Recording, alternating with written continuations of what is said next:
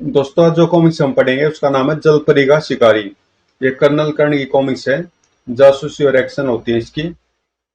तो पढ़ते हैं इसको। जलपरी का शिकारी।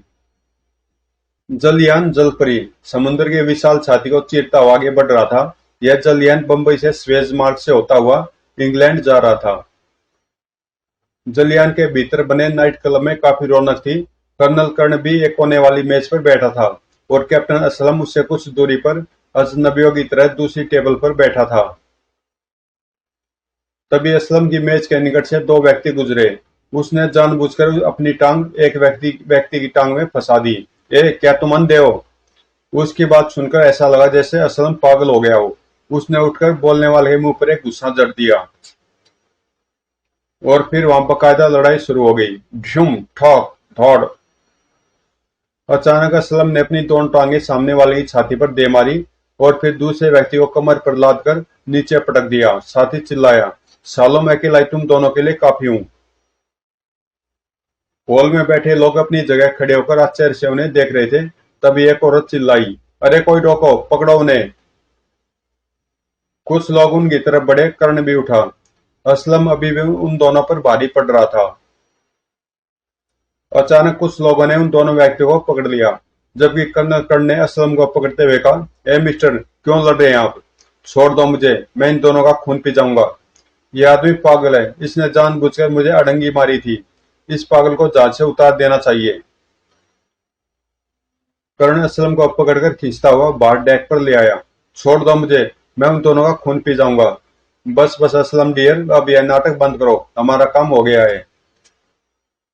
कुछ क्षण बाद वह दोनों डेक की रेलिंग से लगे खड़े थे। अब मुझे बताइए, यह सब क्या चक्कर है? आपने मुझे यह नाटक क्यों कराया है और हम लोग कहाँ जा रहे हैं?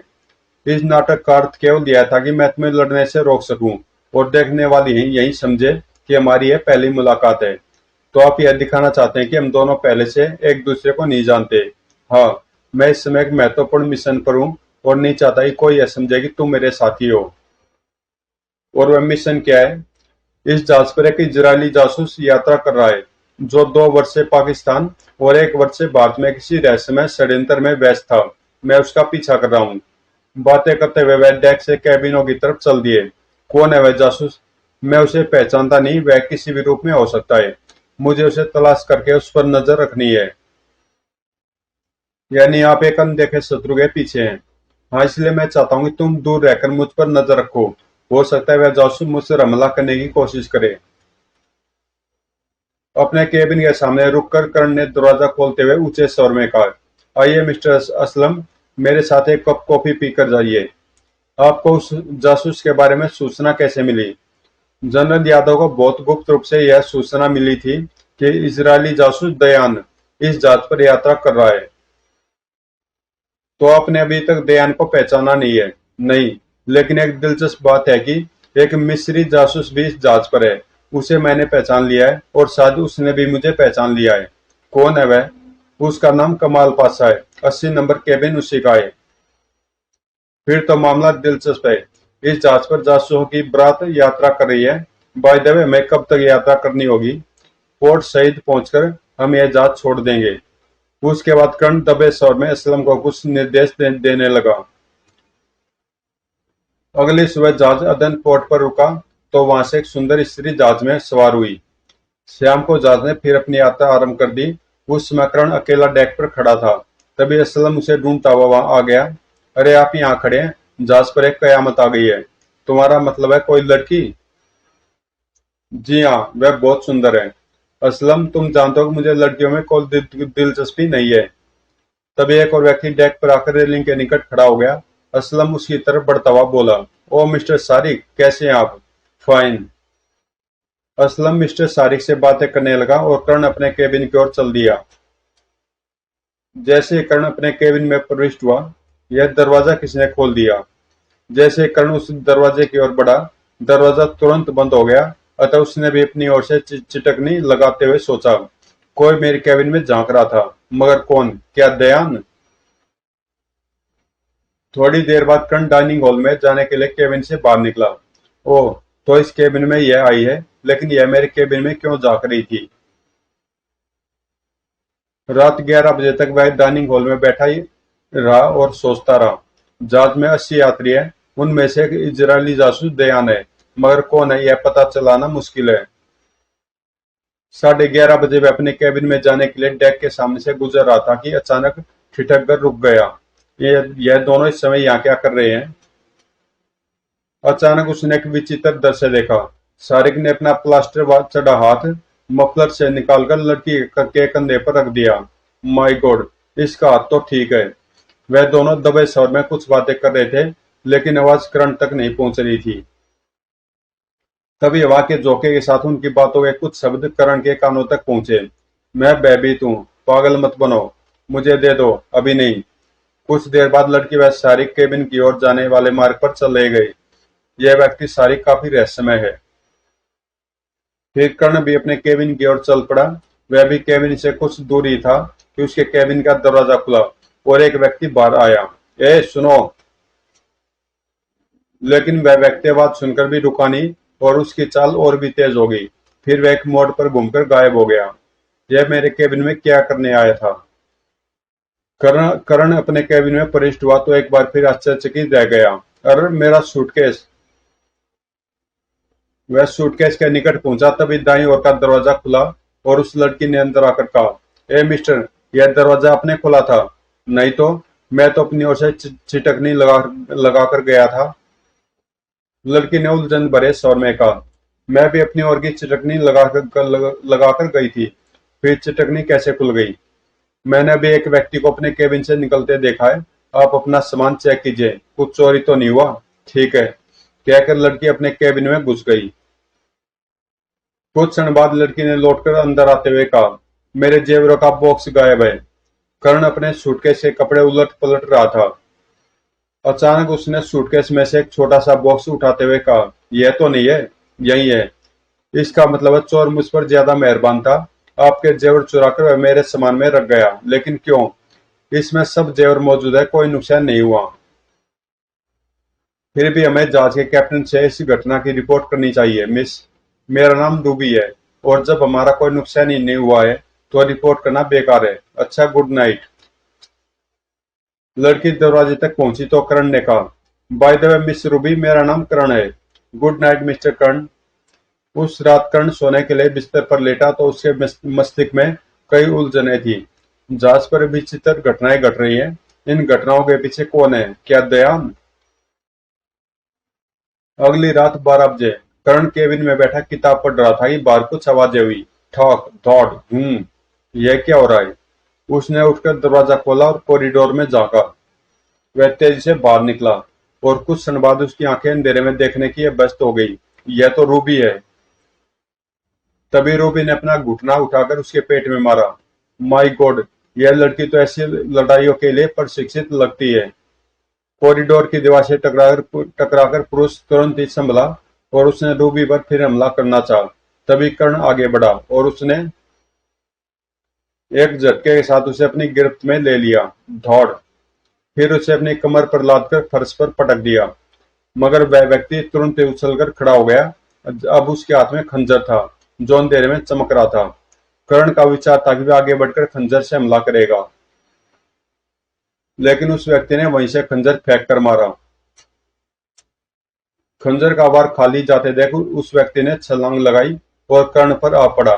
फिर वह उसकी छाती पर बैठकर उसका गला दबाने लगा, लेकिन कर्ण ने अपनी टांगें उठाकर उसके पेट से लगाई और उसे एक जोरदार झटका दिया। गिरते हुए स्प्रिंग लगे खिलौने की तरह उछलकर खड़ा हुआ और कॉरिडोर में भागता चला गया। करण ने उसके पीछे भागना चाहा, मगर उसका पांव नीचे पड़े हुए एक शरीर से उलझ गया, जिसे वह अंधेरे में अभी तक नहीं देख सका था। और यह क्या है? इतनी देर में हमलावर कॉरिडोर के मोड़ पर गायब हो चुका था। अब उसका पीछा करना बेकार था। अतः उस शरीर को घूरते हुए करण बड़बड़ाया, कौन है यह? मिस्टर कर्ण, यह सारिक है। प्लीज आप इन्हें उठाने में मेरी मदद कीजिए। यह तो बेहोश है। हमें जांच के डॉक्टर को बुलाना चाहिए। नहीं, प्लीज डॉक्टर को न बुलाइए। मैं स्वयं एक ट्रेंड नर्स हूँ। इनकी अच्छी तरह देखभाल कर सकती हूँ। आप इन्हें इनके केबिन में पहुंचा दीजिए। 40 नंबर केबिन है इनका। लेकिन करण ने कुछ कहना चाहा, मगर रूबी ने उसकी बात काट दी। प्लीज मिस्टर कर्ण, इस समय बहस न कीजिए। पहले इनको उठाकर ले चले, फिर मैं आपको सब कुछ बता दूंगी। ओके, आप चलकर इनका केबिन खोलिए, मैं इन्हें उठाकर लाता हूँ।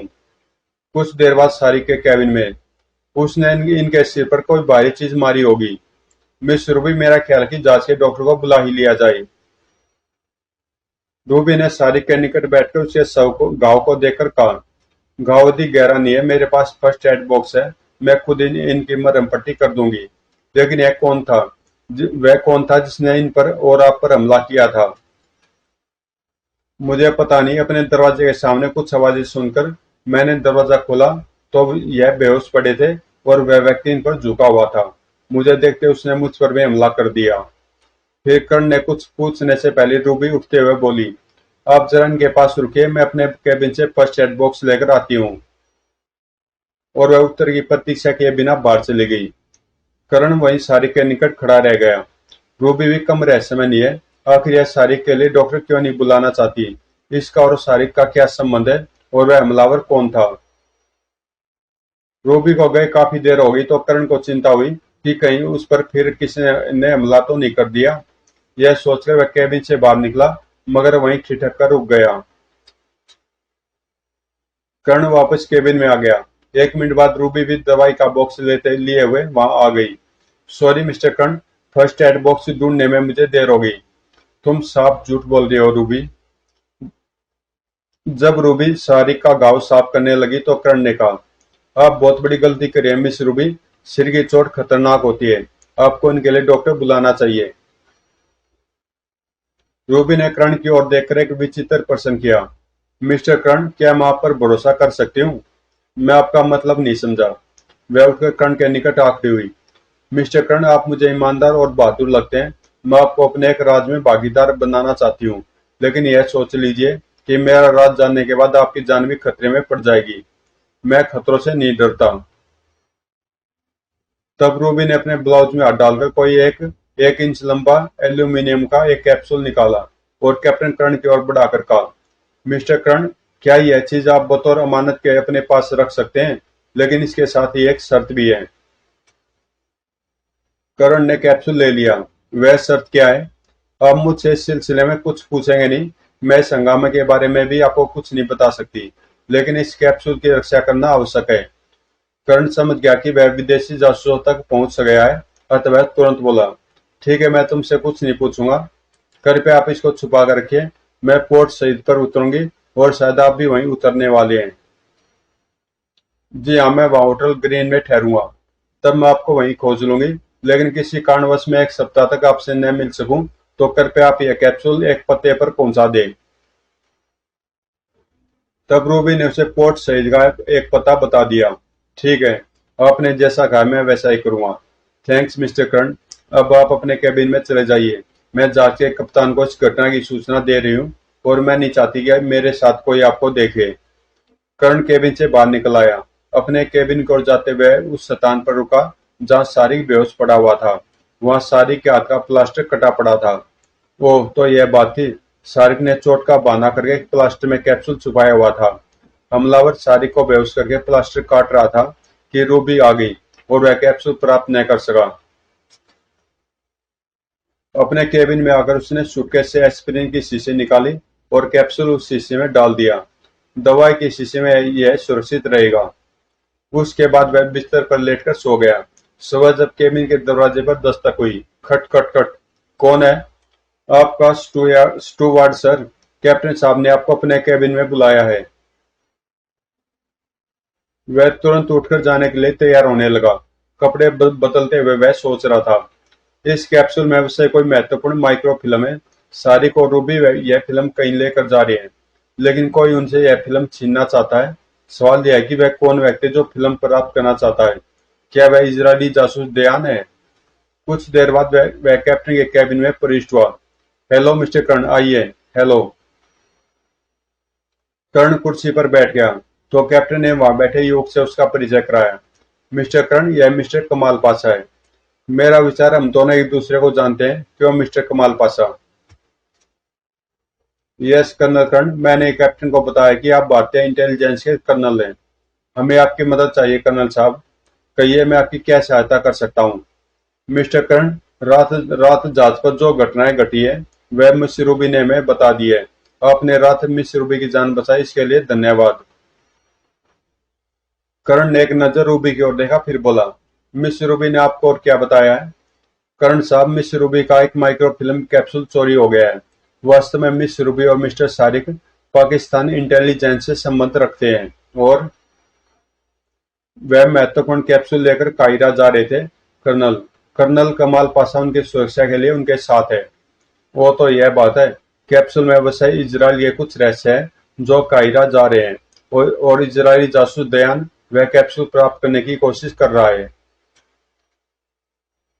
रूबी ने जानबूझकर कैप्सूल की चोरी का ऐलान किया है क्योंकि वह अपने शत्रु को धोखे में डालना चाहती है ताकि वह दोबारा उस पर आक्रमण न करे। सारी बात समझ में आते ही उसने पूछा, लेकिन मैं आप लोगों की इसमें क्या सहायता कर सकता हूँ? मिस्टर कर्ण, मैं अपने जहाज पर कोई हंगामा नहीं चाहता। आप भारतीय इंटेलिजेंस से संपर्क रखते हैं, आपको ऐसी समस्याओं से निपटने का अनुभव है, इसलिए मैं चाहता हूँ कि जहाज पर मौजूद गलत आदमियों से निपटने में आप मेरी सहायता करें। मैं आपका मतलब समझ गया कैप्टन, मैं आपकी हर तरह से सहायता करूंगा। इसके बाद कर्ण कैप्टन के केबिन से बाहर आ गया और सीधा डेक पर पहुंचा जहां असलम अकेला खड़ा था। कर्ण ने निकट जाकर दबे स्वर में उसे सारी घटनाएं सुनाकर कहा, मैं चाहता हूँ कि तुम दूर रहकर रूबी पर नजर रखो। शत्रु जरूर उस पर दोबारा हमला करेगा। ओके बॉस, मैं इसी क्षण से रूबी का साया बन जाता हूँ। और उसी रात 11:30 बजे जैसे ही कर्ण ने डाइनिंग हॉल से वापस आकर अपने कैबिन का दरवाजा खोलकर लाइट जलाने के लिए स्विच की ओर हाथ बढ़ाया, उसकी गर्दन से एक पिस्तौल की नाल आ लगी और अंधेरे में एक स्वर ने कहा, यह पिस्तौल है, हिलने की कोशिश मत करना, केवल अपने हाथ ऊपर कर लो। उसने हाथ ऊपर कर लिए तो अंधेरे ने फिर आवाज उभरी, कार्ल, अपना रुमाल दो। दो आदमी है। अंधेरे में उसकी आंखों पर रुमाल बांध दिया गया। फिर एक साय ने उसके हाथ कमर के पीछे उसके रुमाल से बांध दिए, लेकिन याकरण ने चालाकी से काम लिया। हाथ बांधे जाते समय उसने अपने हाथों की मांसपेशियों को तना लिया था। कर्ण को बांधने के बाद उन्होंने कैबिन की लाइट जला दी और एक नकाबपोश उसकी तलाशी लेने लगा।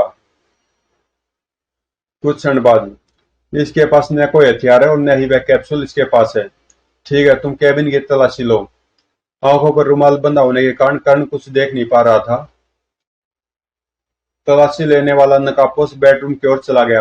तभी दूसरा नकाबपोश बोला, कर्ण, तुम्हारे पीछे कुर्सी रखे, बैठ जाओ और मुझे बताओ कि वह कैप्सूल कहाँ है। कौन सा कैप्सूल? कौन हो तुम लोग?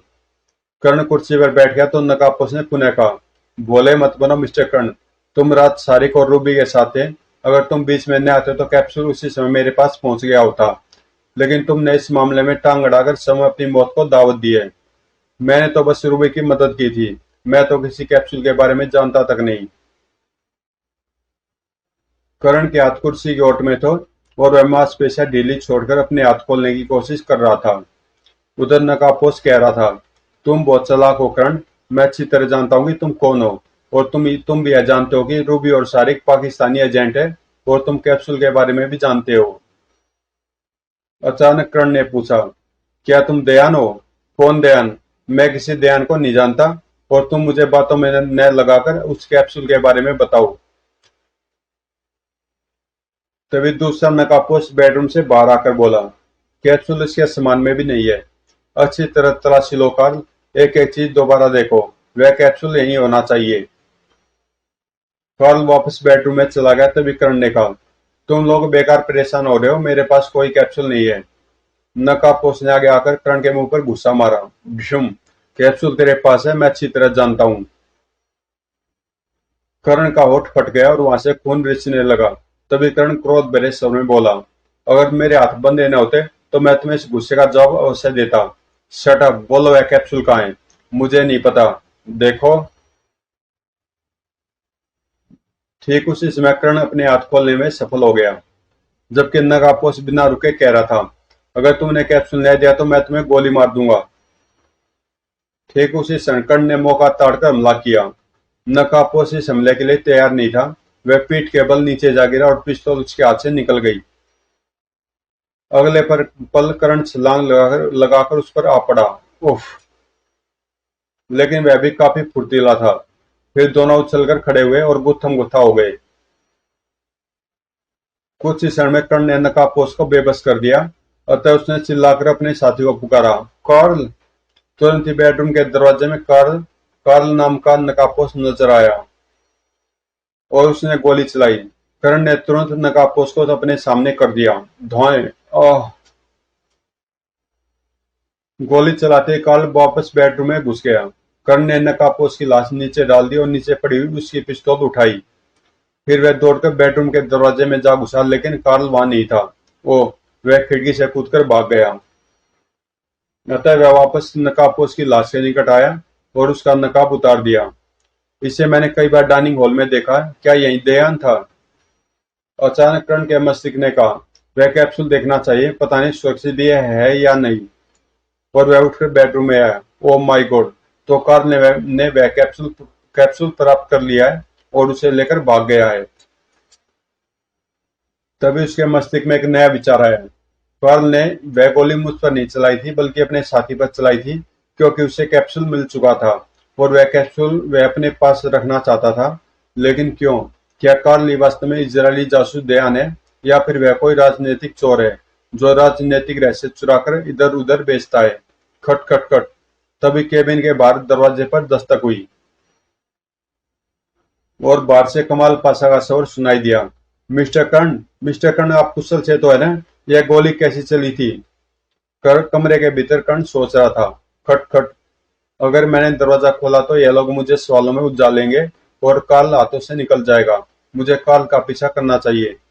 दरवाजा लगातार धड़ाया जा रहा था, मगर कर्ण ने उसकी परवाह किए बिना नीचे पड़ी हुई टॉर्च उठाई और खिड़की पर चढ़कर दूसरी तरफ कूद गया। दूसरी तरफ एक पतला सा कॉरिडोर था और दूर छोर पर अंधेरे में एक छाया नजर आ रही थी। जरूर वह कार्ल ही होगा। उधर कर्ण के खिड़की से कूदने के कुछ क्षण बाद केबिन का दरवाजा दरवाजा टूट कर गिरा और कुछ लोग भीतर घुस आए। हत्या। कमाल पासा आगे बढ़कर लाश के निकट बैठ गया और असलम ने इधर उधर देखते हुए पुकारा, मिस्टर कर्ण, क्या आप अंदर हैं? कोई उत्तर नहीं मिला तो वह बेडरूम में प्रविष्ट हुआ। लगता वह इस खिड़की से बाहर निकले, मगर क्यों? तभी कैप्टन भीतर प्रविष्ट होते हुए बोला, क्या मिस्टर कर्ण यहाँ भी नहीं है? जी नहीं, और यह खिड़की भी खुली हुई है। कैप्टन आगे बढ़कर खिड़की से झांकते हुए बोला, लगता है मिस्टर कर्ण उस यात्री की हत्या करके इसी खिड़की से भागे हैं। असलम की समझ में नहीं आ रहा था कि क्या हुआ होगा, अतः वह खामोश खड़ा था। उधर कर्ण उस छाया का पीछा करते हुए डेक पर पहुंच गया था। डेक पर आकर वह छाया अचानक गायब हो गई थी। कहाँ गया वह? तभी अचानक कर्ण के मस्तिष्क में विचार आया, कहीं काल किसी बोट द्वारा तो जहां से फरार नहीं हो रहा है। यह सोचकर वह आगे बढ़ा और रेलिंग से समुद्र में जाकर देखने लगा। तभी डेक पर रखे ड्रमों के पीछे से तीन व्यक्ति निकलकर कर्ण की ओर बढ़े। आठ सुनकर कर्ण पलटा, मगर उन तीनों ने एक साथ झपटकर उसे अपनी गिरफ्त में जकड़ लिया। कर्ण ने झटका देकर एक आदमी से हाथ छुड़ाया और दूसरे दूसरे के मुंह पर गुस्सा मारा। ठोक। आह। अब वह स्वयं को तीसरे व्यक्ति से छुड़ाने की चेष्टा कर रहा था, जो उसे जोंक की तरह चिपटा हुआ था। उसके दोनों साथी फिर सहायता को आ गए और उन तीनों ने कर्ण को अपने हाथों पर उठा लिया और कर्ण के कुछ समझने से पूर्व उसे रेलिंग के ऊपर से समुद्र में उछाल दिया। छपाक। कर्ण का शरीर हवा में कलाबाजियां खाता हुआ समुद्र के पानी में घुसता चला गया। अब क्या होगा? क्या कर्ण जहाज पर वापस आ सकेगा? कार्ल कौन था? जहाज पर उसके बाद क्या हुआ? वह कैप्सूल कहाँ पहुंचा? और इजरायली जासूस दयान कौन था? यह सब जानने के लिए आपको अगले अंक कैप्सूल की वापसी की प्रतीक्षा करनी होगी। काफी देर बाद कर्ण पानी की सतह पर उभरा और चिल्लाया, ए बचाओ! लेकिन जहाज तक उसकी आवाज नहीं पहुंच सकी और लहरों के शोर में दबकर रह गई। हे भगवान, जहाज तो चला गया, अब मेरा क्या होगा? फिर वह पूरी शक्ति से जहाज की ओर तैरने लगा, मगर जहाज हर पल दूर होता जा रहा था और अंत में बहुत दूर जहाज की सुर्ख लाइट चमकती रह गई। आज मेरी मौत निश्चित है। तभी उसे याद आया कि उसके हाथ में टॉर्च है। उसने जल्दी से टॉर्च जलाई और प्रकाश इधर उधर डाला। तो दोस्तों ये कॉमिक्स यहीं पे समाप्त होती है और इसका अगला पार्ट है कैप्सूल की वापसी, और ये कॉमिक्स आपको कल मिल जाएगी। तो मिलते हैं इसे पार्ट 2 में, कैप्सूल की वापसी में।